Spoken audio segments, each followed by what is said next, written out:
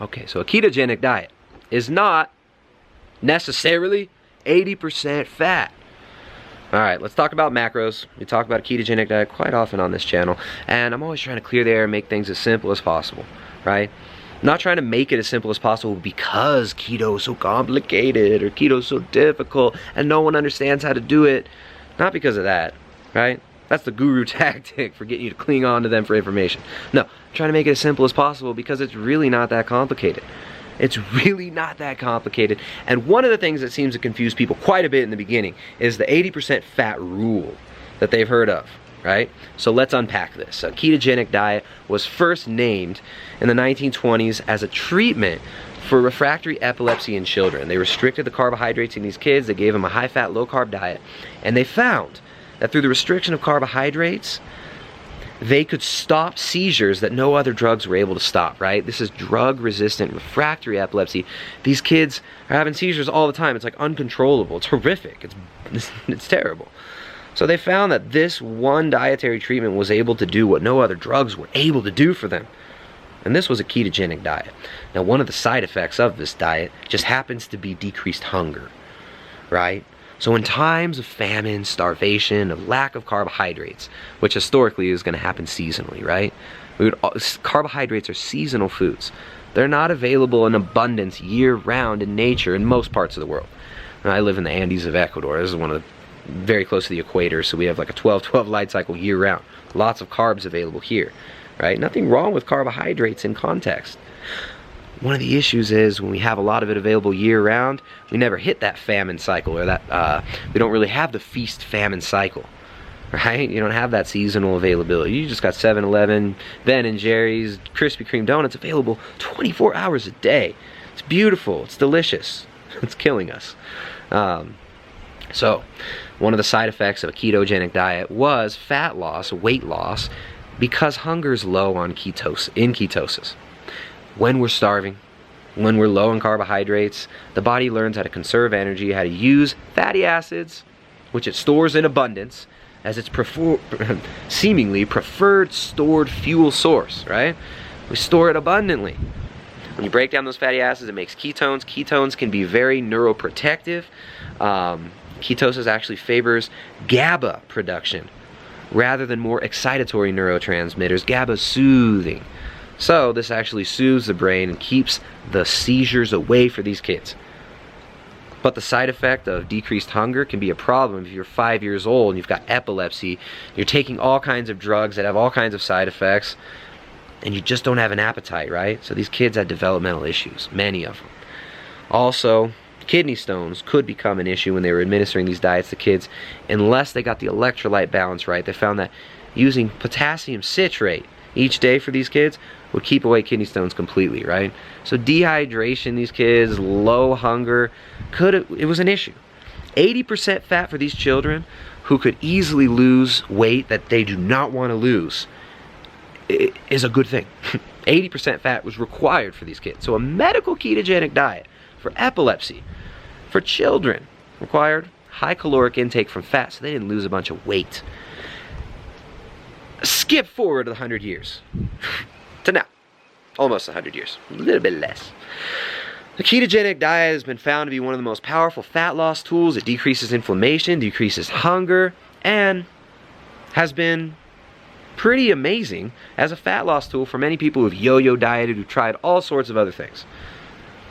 Now, most of the literature, the medical literature on a ketogenic diet has to do with the medical keto diet for children with epilepsy. 80% fat. People are extrapolating this medical literature into people for a fat loss diet. If you're doing a keto diet for fat loss, it's very different than if you're doing a ketogenic diet for epilepsy or for medical purposes. So, for us, who are doing it for fat loss, who are just doing it to maintain a healthy lifestyle, we don't have to obsess over this 80% fat number. In fact, it can be detrimental to people trying to lose body fat. Alright, so the way I like to teach it is this, to keep it super simple. First of all, there's minimum protein requirements. The cornerstone of any keto meal is not fat. Any keto for fat loss meal, rather, is not fat, but protein. Protein is the most satiating macronutrient. We all have a minimum requirement for protein that we need to fill. So we all got to get the protein in. Now, to make sure you're getting sufficient protein, which can be an issue, especially when people have been programmed by gurus telling them that protein is bad. It suddenly turns into chocolate cake in your belly, right? Without even defining what excess is. I mean, it's just fear-mongering. It's crazy. So, get your minimum amount of protein in. For me, the number I like to use that works for most people across the board, about 0.8 grams per pound of your lean body mass, right? Not your total body mass, your lean body mass, or about 1.6 grams per kilogram of your lean body mass, or ideal lean body mass, right? If you're trying to gain weight, you want more protein. If you weigh 400 pounds, you don't want to just eat 400 grams of protein like the crazy fitness industry's going to tell you to do. Calculate it by your lean body mass, right? So, about 0.8 grams per pound of lean body mass for protein. Carbohydrates on a ketogenic diet must stay low. Make sure those are from leafy green vegetables. 20 to 30 grams net carb for most people is sufficiently low. Sometimes lower isn't always better, right? Just because like 20, 30 grams of carbs, net carbs is good. Oh, 0 carbs. No, there's still micronutrients that we need. Fiber still is important. I guess that's debatable for some people. Many people do 0 carb and they're fine, but I don't want to get into that. But fiber can be very important for many of us, and getting in leafy green vegetables and the medicinal components in plants, polyphenols and stuff like that, very important. So we're not looking at carbs as a goal, right? 30 grams is not a goal to hit. Protein would be a goal to hit because you got minimum requirements. So you get that protein in, 0.8 grams per pound of lean body mass, or 1.6 grams per pound of lean body mass, per kilo rather.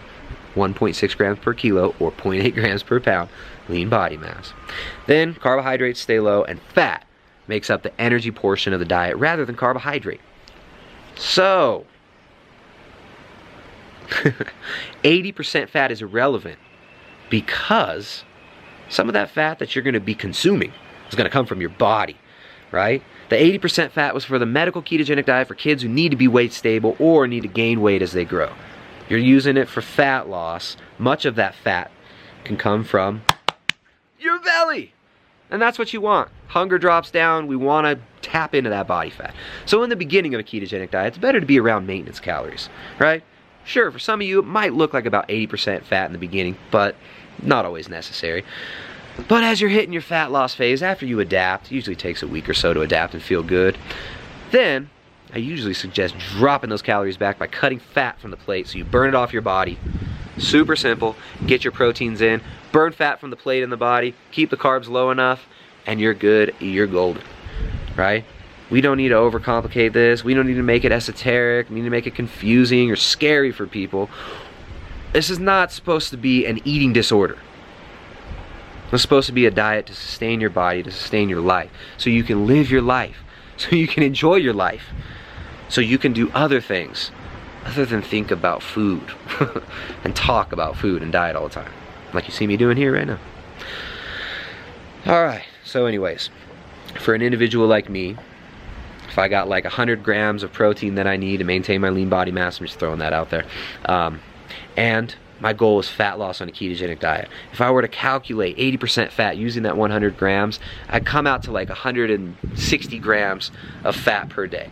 Now, for me, for fat loss, that might give me some slight fat loss, but it's actually closer to maintenance for me. Like 150, 160, depending on my energy level, or on my energy output, right? Up to 180. That would be about maintenance for me, about 180 grams of fat with 100 grams of protein. Just ran this. Doesn't mean this is what you need to eat. Just throwing an example out there. So 80% fat calculated from that 100 grams of protein minimum that I would require would give me like 150 grams of fat per day. That's not fat loss for me. Fat loss macros for me might look like more like 60% fat, something like that. But I don't look at it that way. I'm not trying to confuse you with these numbers, right? I'm trying to throw out examples there so you understand that it's irrelevant. Okay? Get your minimum protein in. Keep those carbs low. Fat makes up the energy portion of your diet. More fat on the plate, less fat from here. Less fat on the plate, and you burn more fat from the body. Super simple. Ketogenic diet doesn't have to be crazy esoteric, and it doesn't have to be an eating disorder. Let's keep it simple, folks. This is supposed to support life, sustain life, not confuse, confound, and distort it. Okay? So, you can find more at primaledgehealth.com. Shoot, if you're looking for recipes that have fat loss friendly macros, I know a lot of the stuff on the internet, a lot of the macros out there are like ridiculously high in fat. They're going for that 80% fat thing, which is not fat loss friendly for most people. So a lot of my clients, when we first started coaching people a few years ago, a lot of people had these issues of running into these crazy recipes with like 80 grams of fat when they needed less per meal. Alright, so we've got a lot of recipes on the website, up and available for free. All of them have fat loss friendly macros. All of them got macros. So check out primaledgehealth.com. Also, you can check out my wife's cookbook, the Ketogenic Edge Cookbook, a training manual for low carbohydrate, ketogenic, and paleo cuisine. She spent over a year and a half making this. All of the recipes have macros. They all have fat loss friendly macros. And we call it a training manual. Not just because we think it's cool or like it's funny marketing copy or like it's different or cute. No, we call it a training manual because it's actually a training manual. We didn't want to just give you a list of recipes or make some cutesy crap like that. We put together a legit training manual to actually show you how to make your keto kitchen your keto kitchen. So check out Jessica's book, primaledgehealth.com. It's available exclusively there. Ketogenic diet, not necessarily 80% fat. For weight stability, weight stable, medical ketogenic diet, people trying to gain weight, it might look like 80% fat, but protein is required. There's a minimum requirement of protein per day that we all gotta hit. So if you start doing this crazy 80% fat stuff, trying to adjust your macros for fat loss, you're gonna get all confused and confounded trying to adjust your protein changes all the time. Protein stays fixed. Fat is what moves, carbs stay fixed. Keep it simple. See you next time. primaledgehealth.com. Bye-bye.